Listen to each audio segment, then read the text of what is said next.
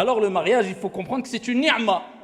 C'est un signe parmi les signes d'Allah subhanahu wa ta'ala. C'est un cadeau divin pour ses créatures. C'est pour cela qu'il a dit dans le Coran « Wa min ayatih » et parmi ces signes, il a considéré le mariage comme un signe divin. « An khalaqa lakum min anfusikum azwajan litaskunu ilayha » Il a créé pour vous de vous des épouses afin que vous viviez en tranquillité avec elles. Et on le verra par la suite, incha'Allah ta'ala, dans le troisième point. Wa billahi tawfiq.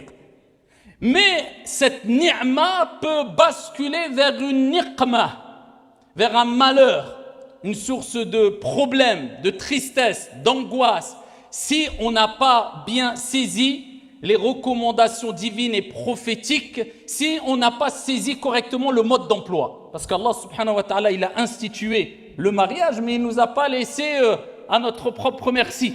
Il nous a laissé entre les mains un mode d'emploi.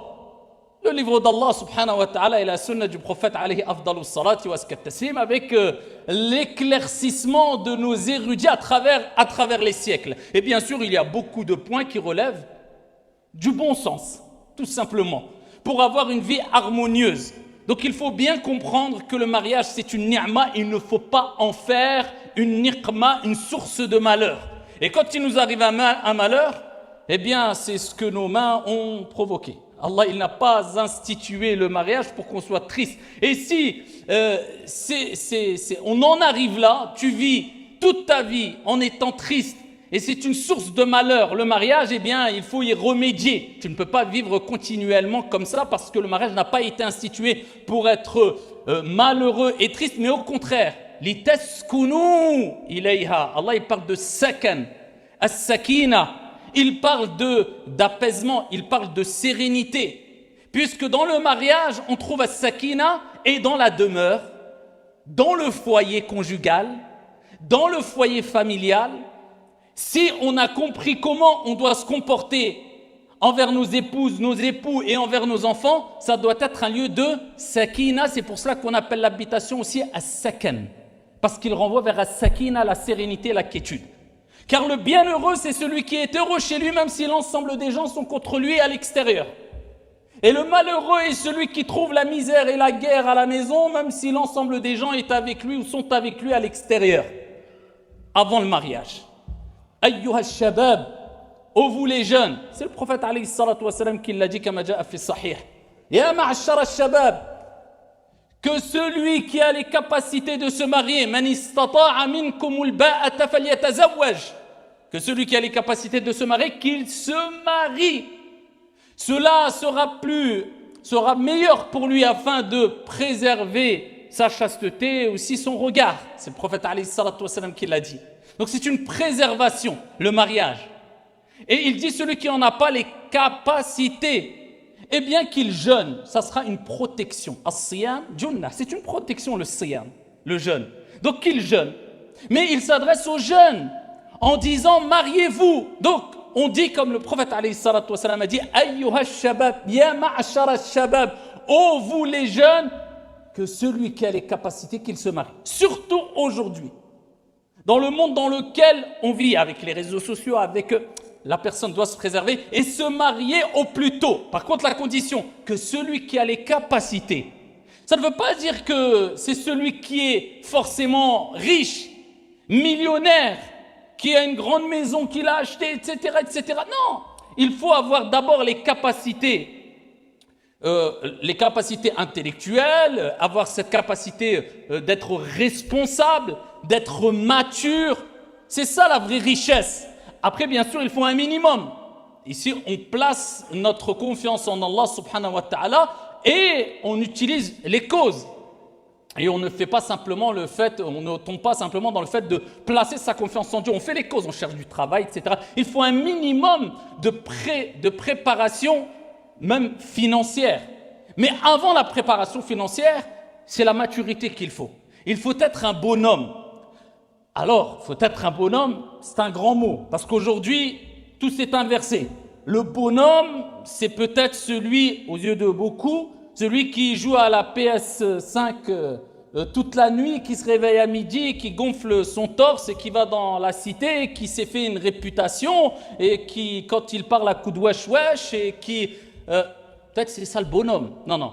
Si c'est ça le bonhomme, tu n'as rien compris. Lui, c'est le gamin. Lui, c'est le gamin. Le bonhomme, c'est celui qui, dès son plus jeune âge, se construit intellectuellement, se prépare à des objectifs nobles et il se dit, Inch'Allah, je veux travailler puisque je veux gagner de l'argent licite, je veux me marier au plus tôt possible, je veux faire mon pèlerinage, je veux. Et quand il fait les causes et quand il en veut, il est positif et qu'il s'en remet à Allah subhanahu wa ta'ala et qui prend le chemin de al-istiqama, la droiture, qui est une source de bénédiction, de baraka, Allah lui ouvre toutes les portes. Et tu le vois à 20 ans, 19 ans, 21 ans, il a déjà construit sa vie. Contrairement à d'autres, tu les vois à 30 ans, Msakin, toujours pareil. Ah, il stagne, il patine. Pas de baraka, c'est une question de bénédiction, tout simplement.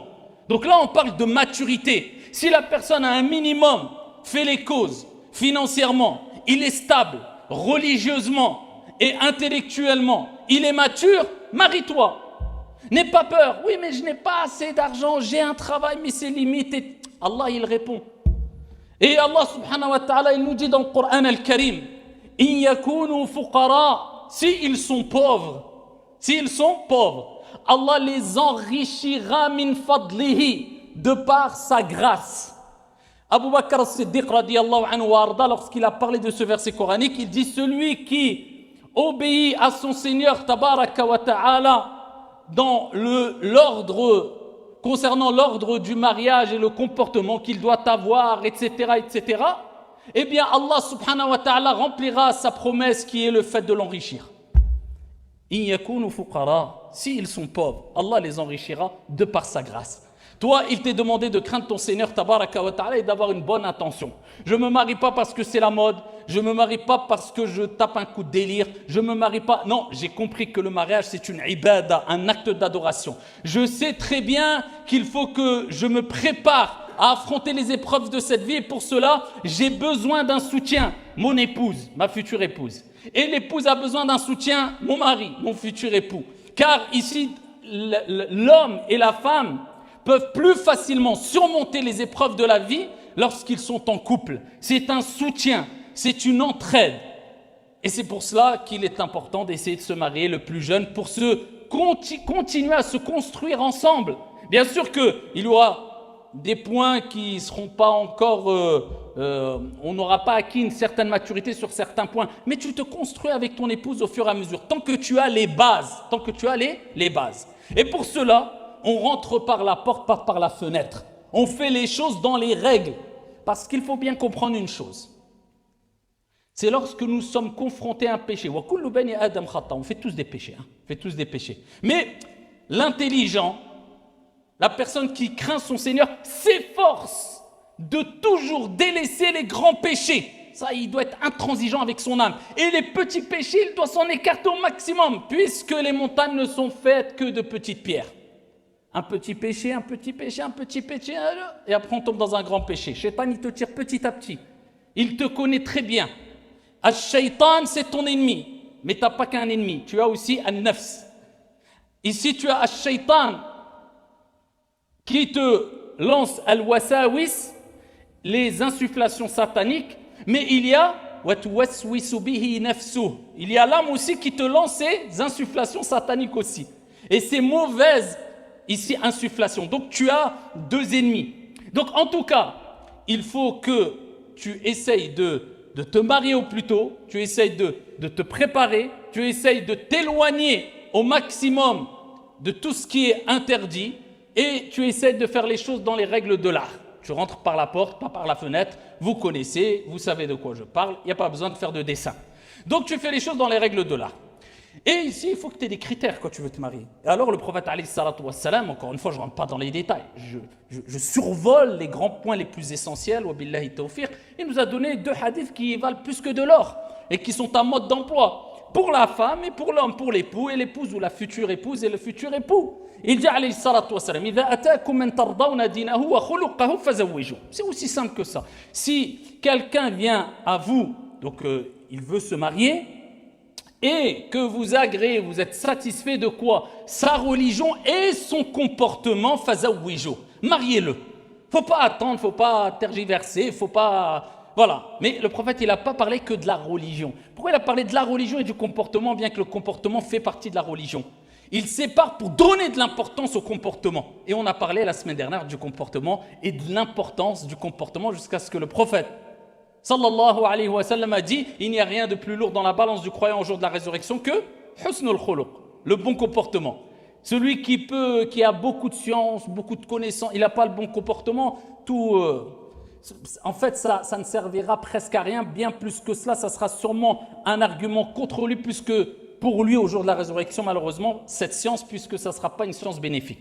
Donc il dit le comportement. Donc toi tu analyses, tu regardes, est-ce que c'est un homme qui a des bonnes moralités, un bon caractère, un bon comportement et aussi sa religiosité. Il a dit « Idha atakum man tardawna dinahu » maintenant au moment présent. Puisqu'il y a des gens qui basent leurs décisions sur des suppositions. Oui, mais peut-être qu'il va commencer à être mieux. Oui, mais elle m'a promis qu'elle allait s'améliorer, qu'elle allait commencer la prière, qu'il allait... Non. Le prophète alayhi salam, il te dit, écoute, ça c'est des suppositions, wallahu a'lam. Toi, ne prends pas de risques. C'est un mariage, c'est pour une vie. Tu prends des risques pour un mariage? Donc toi, base-toi sur ce que tu vois, ce qui est concret. Est-ce que la personne, l'homme, craint son Seigneur tabaraka wa ta'ala, des bonnes moralités, un bon caractère, un bon comportement avec les créatures, avec son créateur? Regarde le comportement, le caractère et regarde la religiosité. Et là, tu peux espionner un peu, faire une petite enquête. Est-ce que c'est une personne connue pour aller à Jama'? Est-ce que c'est une personne connue pour sa piété? Est-ce que c'est une personne... Voilà. Donc, quand tu vois ces deux aspects-là qui sont réunis, eh ben, c'est un bon signe. Et parmi les critères qui te permettent de voir si c'est vraiment une personne fiable ou pas, homme ou femme d'ailleurs, eh bien, les textes nous rappellent de regarder aussi son entourage, la famille. Ça ne trompe pas. Puisqu'il faut bien comprendre une chose. C'est que, comme disait Ali, certains attribuent la parole à Ali radiyallahu anhu warda, mais beaucoup de personnes experts dans l'éducation des enfants, etc., rapportent aussi ces paroles similaires. De 0 à 7 ans, l'enfant, en général, on joue avec lui. C'est l'âge de l'amusement. De 7 à 14 ou 15 ans, c'est l'âge de l'éducation. De 15 à 21 ans, bah voilà, c'est entre guillemets, tu l'accompagnes. Tu en fais ton ami.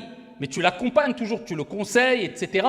À 21 ans, laisse-le agir à sa propre guise. Tu es toujours là, tu as un conseiller, tu es toujours son père. Il n'y a pas de c'est bon, j'ai 30 ans, tu me laisses faire ma vie. Non, nous, en tout cas, je ne sais pas, moi, je n'ai jamais entendu ça chez nous. Quand je dis chez nous, c'est en général dans la communauté musulmane avec l'expérience que j'ai eue à travers les différents conflits et tout. Nous, on sait que même si ton père il a 90 ans et ta mère a 99 ans, et toi, tu as 60 ans, ton père il te dit ça ou ça, tu baisses la tête par respect et tu lui embrasses la tête. Et il reste avec toi et tu l'accompagnes et voilà, c'est comme ça. C'est la moindre des choses, la moindre des politesses, la moindre des reconnaissances. Si tu n'as pas compris ça, tu n'as rien compris. Ala kullin. Donc, ici, on regarde la famille. Pourquoi la famille, c'est important? Parce que de 0 à 15 ans, si on veut élargir le champ, ou alors disons de 7 à 15 ans ou de 0 à 15 ans, c'est là où les fondations et les piliers ont été mis en place. Dit même les murs, c'est pas encore hors d'eau, hors d'air, hein. Mais en tout cas, le principal, il est là. Ça y est, entre guillemets, après 15 ans, c'est quoi? Tu crois que tu vas commencer à éduquer la personne? Son caractère s'est forgé, ses principes sont ancrés. Donc, c'est qui l'a éduqué? Bah, son père, sa mère. Et dans quel environnement? Avec ses frères et ses sœurs et ses oncles. Donc, et ses tantes, etc. Donc, c'est pour ça que c'est important de voir dans quel environnement a grandi l'homme, dans quel environnement a grandi la femme. Et pour cela, bah, on regarde le comportement des parents, la religiosité, la piété, le comportement, les bonnes manières des parents, des frères, des sœurs. Et c'est important de prendre en considération la famille aussi. Alors, il y a des cas d'exception.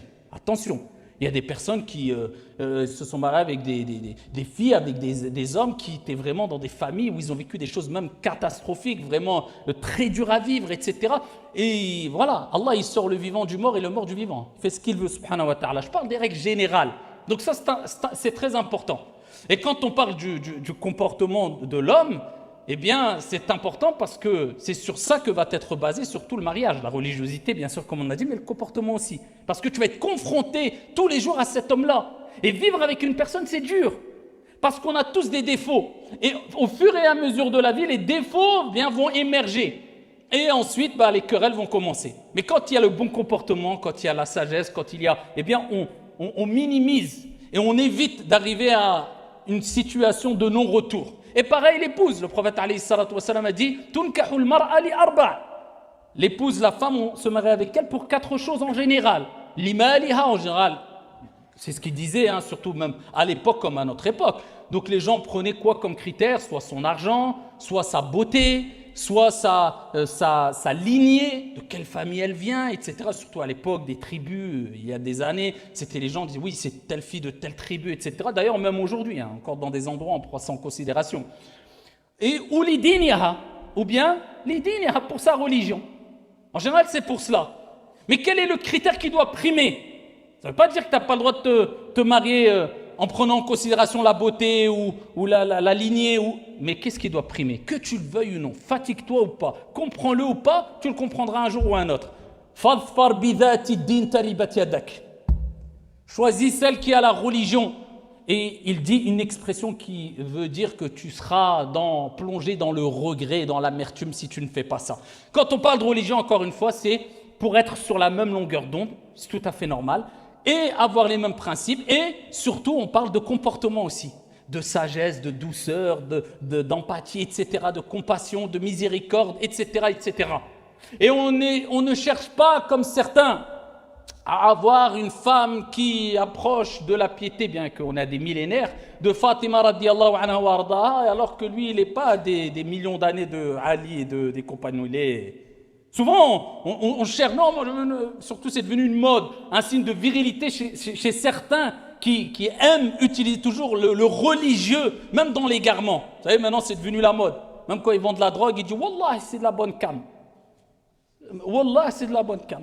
Donc vous savez, après on se dit pourquoi des gens ils assimilent, ils mélangent tout, ils font des amalgames, islam, arabe, ceci, subhanallah, tu sors le nom de Dieu, même quand tu fais des choses illicites, et certains ils sont à l'ouest, hein, mais tu dis ah non, moi mon frère, moi je veux une sœur, masha'Allah, qui est muhajjaba, mstoura, ceci, cela, et lui quand il fait sujoud à la mosquée, tu vois sarwal habat et la haya, la walu hadith wa la haraj. Même quand c'est l'été, lève ton pantalon et tu parles de pudeur, occupe-toi de toi déjà. On veut des gens, mais nous, il n'y a pas de problème, c'est pas grave. Tu as oublié que tu étais concerné par les recommandations, par le comportement, par la bonne moralité aussi. Tu veux, soit on n'a rien sans rien. Et tu auras que ce que tu mérites de toute manière. Al-khabithatu lil-khabithina wal-khabithuna lil-khabithat wat-tayyibatu lit-tayyibina wat-tayyibuna lit-tayyibat. Comme Allah dit dans le Coran, plusieurs explications. Certains parlent de paroles, d'autres disent que c'est les bons avec les bonnes, les mauvais avec les mauvaises. Ala kulli hal. En tout cas, il faut prendre en considération cela. D'accord? Et c'est de faire attention et de rechercher et de rentrer par la porte, pas par la fenêtre, de rentrer par des voies licites et pas par des voies TikTok ou Instagram pour trouver sa dulcinée, comme ils disent, ou alors son héros, son cavalier ou je ne sais quoi. Comme on dit souvent, hein, je reprends la parole de je ne sais plus d'où je l'ai entendu, certains se marient sur Instagram, ils divorcent sur TikTok. C'est pas comme ça qu'on va se marier. Même tu vas dire, ouais, moi j'ai rencontré maman sur TikTok et j'ai divorcé sur Instagram. C'est comme ça, t'inquiète pas, si tu veux te marier, Allah te facilitera comme le prophète alayhi salatu wassalam a dit. Toute personne qui veut se marier en vue de se préserver, Allah azza wa jal s'est engagé à l'assister. Comme qala alayhi salatu wassalam. Allah il va t'assister. Allah subhanahu wa ta'ala t'assistera incha'Allah ta'ala. Donc il te faut de la maturité. Il faut être un vrai bonhomme comme on a dit et une vraie femme dans la bienveillance, etc. Pendant le mariage, c'est-à-dire pendant l'aqd. Vous savez, tu as fait les choses dans les règles de l'art, etc. Tu ne veux pas rentrer par la fenêtre, par la porte, etc. Là, c'est le jour du mariage. Bah, gâche pas tout. Billahi alaykum. Quelqu'un pense réussir à avoir un peu de bénédiction divine. Parce qu'il faut comprendre une chose. Il faut rechercher la baraka dans toute chose. Dans notre argent, dans notre santé, dans nos biens, dans notre mariage. C'est la bénédiction. Et la bénédiction, elle se trouve auprès d'Allah subhanahu wa ta'ala à travers des causes. Et parmi les causes d'ailleurs, dans le mariage, de la bénédiction, c'est l'aval, on va dire, des parents, c'est-à-dire la bénédiction des parents, rendre ses parents satisfaits. Tes parents sont contents que tu te maries avec tel ou tel. Et ça, il faut chercher cette baraka. Aujourd'hui, il y a maintenant des jeunes rebelles. Oh non, tant que mon père, il a dit une excuse ou ma mère, son excuse, elle est pas valable, ça tient pas la route. J'ai été voir Mohamed dans le coin de la rue. Il m'a dit qu'il a étudié un an, je sais pas où. Il m'a dit, t'inquiète pas. C'est plus ton wali, c'est moi ton wali. Et au jour de la résurrection, le père, quand il va venir, il va dire attends. Moi, je t'ai même pas mis au courant, on m'a fait de l'injustice, tu vas faire quoi? Et après, toute la descendance qui va... En fait, les gens prennent des responsabilités, mais subhanallah al-adim, alors que beaucoup de savants disaient que des savants musulmans, même parmi les pieux prédécesseurs, le sujet qu'ils ne voulaient pas approcher, c'était le mariage et le divorce. Ils disent trop sensible. Les répercussions sont trop conséquentes. On parle après des répercussions des enfants qui vont naître, une génération, des générations, une descendance. Et là, la légère. Non, t'es divorcé. T'es marié, viens que je te marie, viens que je te divorce. Bon, bref, cherchez la baraka auprès de vos parents aussi, d'accord? Et concernant le jour du mariage, si vous croyez trouver la baraka en louant des voitures et en faisant la fiesta et des dérapages et en mettant la vie d'autrui en péril, en faisant les fous avec sa voiture, alors qu'on veut construire une étape de sa vie sans prendre conscience qu'on met la vie des autres en danger, passer devant la mairie, passer en centre-ville, bloquer les routes, mettre la musique à fond, danser. Et après, oh Allah, bénis notre mariage. T'invoques Dieu, bénis mon mariage en faisant ça, avec l'image, encore une fois, bon gré, mal gré, voilà, de l'arabe, du musulman, et après on s'étonne pourquoi quelquefois, je ne généralise pas, il y a des gens qui font des amalgames, quelquefois ils ne voient pas plus loin que le bout de leur nez, ils tombent dans un racisme, ils tombent dans un... Oui, mais il y a certains qui le provoquent, je suis désolé, il faut dire les choses comme ils sont, il y a certains qui le provoquent. C'est quoi ça? Un peu de civisme. On n'est même pas que dans le religieux là, ça c'est des questions de bon sens. C'est des questions de civisme, c'est des questions de adab, de politesse, de bienséance, de comportement. Sois discret. Il y a des gens qui sont milliardaires, ils font des mariages discrets. Mais pourquoi certains, dès qu'ils veulent faire la fête, c'est ruina? Mariage, ruina. Match de foot, ruina. Le truc, ça, même la fête, allez, même si tu fais dans le haram, tu ne peux pas faire la fête dans le haram de manière posée. Et je ne généralise pas, attention, je ne suis pas en train de dire c'est que les Arabes et les musulmans, mais souvent il y a des Arabes et des musulmans, qu'on le veuille ou non. C'est vrai ou pas? Parce qu'on reconnaît avec les termes. Wallah et wesh, etc. Ala kulli hal. Ici, quand on fait les choses posées, proprement. On cherche la baraka à travers la voie licite. On utilise des moyens licites. On fait son contrat de mariage à la mairie, puisqu'on est dans une époque aujourd'hui où maintenant tout est administratif, il faut prouver son mariage pour l'héritage, pour ses enfants, pour retranscrire, pour le pèlerinage. Tu passes à la mairie, c'est un gage aussi de crédibilité de la personne, parce que maintenant il y a les mariages et les divorces express. Non, mon frère, sur la sunna. Et le divorce sur la sunna, rapidement. Hein. Une semaine, non, ça colle pas, la ralab. Et des compagnons, ils ont divorcé, mon frère. Parce que c'est facile, il n'y a pas d'administratif. Et comme il n'y a pas de crainte d'Allah, hadith wa la haraj. Tu accepterais ça pour tes enfants? Non, mais pour toi, voilà, tu joues facilement. Gage de crédibilité, passe à la mairie, ton acte, fais ton acte, le aqd shar'i, voilà, tu fais ton contrat de mariage musulman aussi, avec les témoins, etc., dans les règles de l'art. Et ensuite, bien sûr, ce qui relève de la sunna après le aqd, c'est la consommation du mariage. Et ensuite, al-walima. Al-walima, c'est ce repas qui est une source de baraka aussi, comme le prophète alayhi salatu wa salam a dit. Et c'est bien d'inviter aussi les pauvres, les gens démunis. C'est pas tu fais un mariage avec une extravagance telle que tu gaspilles des millions et tu... Prends ton argent, va au hajj ou à la umrah et fais un mariage, il n'y a pas de mal, mais dans les règles de l'art, dans le licite, dans le halal, avec une certaine éthique, avec tes principes, etc. Et tout cela, c'est connu, vous n'avez pas besoin ça, il n'y a pas besoin de faire de film par rapport à ça. Comme les droits et les devoirs de l'époux et l'épouse, c'est connu. Bien sûr, pour avoir un mariage stable, il faut que l'homme connaisse ses droits, parce qu'il a des droits, et ses devoirs. Comme l'épouse, elle doit connaître ses droits, elle a des droits et ses devoirs. Et ça, c'est connu, et je vous renvoie vers tous les livres de jurisprudence et sur le mariage, etc. Les droits et les devoirs de l'homme et de la femme sont connus. Et attention, on n'utilise pas ces droits pour en faire un match de boxe. Ah, regarde, t'as fait ça, le prophète a dit. Ah, regarde, t'as fait ça, Allah a dit. Ça, c'est le cadre. Après, il faut avoir ces comportements de bienséance, d'indulgence, de patience, voilà. C'est à toi de faire l'effort et de ne pas rester basé que sur une guéguerre à travers les versets ou à travers les hadiths. Il faut de la maturité, il faut de la patience. Et on a toujours tendance à croire que l'herbe est plus verte ailleurs. Partout, il y a des hauts et des bas. Même quand vous connaissez le texte où un homme a voulu se plaindre des conflits qu'il avait chez lui et des problèmes avec son épouse. À Omar ibn al-Khattab radiyallahu anhu arda. Wa ma adraka ma Omar. Et quand il approche de chez Omar, il voit que chez Omar aussi, ça ne va pas.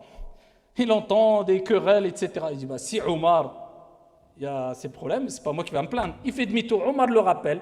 Et ici, il lui dit, pourquoi tu es venu, etc. Conflit, j'abrège dans le sens. Et Omar lui a rappelé, ici, qu'il fallait patienter, puisque la vie, de toute manière, elle est courte. Et qu'il y a des hauts et des bas, et que c'est normal. Et il a rappelé les qualités de la femme qu'elle a. Et l'homme a des qualités, la femme a des qualités, et kada. C'est comme ça de dunya. Si vous pensez que tous les mariages sont bâtis que sur je t'aime, tu m'aimes, parce que tu as regardé trop de séries TV, ou alors tu crois que le monde virtuel des réseaux, c'est un monde réel, alors que c'est que du fake, comme vous savez, parce que si juste ne serait-ce que les filtres n'existaient pas sur les réseaux sociaux, je ne pense pas que les 99% de jeunes seraient sur les réseaux sociaux, parce qu'ils seraient face à la réalité. Mais là, il y a les filtres qui t'embellissent tout, l'homme comme la femme, comme les situations, etc. Ala kulli hal. Donc c'est normal, il y a des hauts et des bas. Et donc, pour le mariage, eh bien ici, il faut faire les choses dans les règles de l'art. Al-walima, tu invites des gens, ensuite la consommation du mariage, ensuite ici tu fais la fête, etc. Mais il faut faire les choses dans les règles de l'art et pas faire n'importe quoi. Et ça, c'est un message aux jeunes qui ont hâte de se marier, de faire une grande fête qui va attirer l'aïn et qui va attirer des critiques et qui va attirer « préservez-vous ». Et le jour du mariage aussi, eh bien on craint Allah subhanahu wa ta'ala, c'est tout à fait normal. On cherche toujours la bénédiction. Regardez les 2 jours de fête pour les musulmans, de fêtes religieuses, je parle. Eh bien, dans l'année, c'est Eid al-Fitr et Eid al-Adha. Et le prophète, il nous a recommandé d'être très joyeux, d'exprimer sa joie. Il n'y a pas de mal de s'offrir des cadeaux, de donner de l'argent aux pauvres, de partager sa viande de l'Adha, etc., etc. Zakat al-Fitr, on la partage. C'est un jour où il faut vraiment exprimer au maximum sa joie. Mais on commence cette journée-là avec quoi? As-salah, très tôt le matin.